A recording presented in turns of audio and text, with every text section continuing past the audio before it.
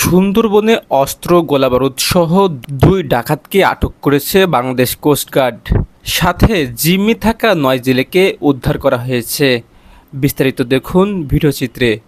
কোস্টগার্ডের আভিযানিক দল ধাওয়া করে দুইটি একতলা বন্দুক, 2 রাউন্ড তাজা কার্তুজ, 8 রাউন্ড ফাঁকা কার্তুজ, 3টি দেশীয় অস্ত্র তৈরির সরঞ্জামাদি সহ এবং একটি দেশীয় অস্ত্র সুন্দরবনের দুর্ধর্ষ ডাকাত রাঙা বাহিনীর 2 সদস্যকে আটক করে। এ সময় তাদের নিকট জিম্মি থাকা 9 জেলেকে উদ্ধার করা হয়।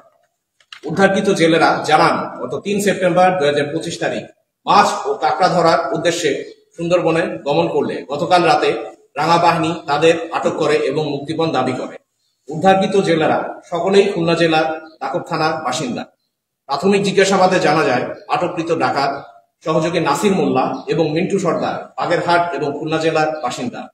তারা দীর্ঘদিন যাবৎ রাঙা বাহিনীর সঙ্গে ডাকাতি এবং ডাকাত দলকে অস্ত্র, গোলাবারুদ ও রসদ সরবরাহের মাধ্যমে সহযোগিতা করে আসছিল।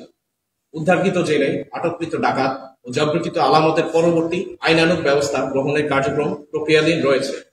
সুন্দরবনকে দস্যুমুক্ত করতে কোস্টগার্ড ভবিষ্যতেও এ ধরনের অভিযান অব্যাহত রাখবে।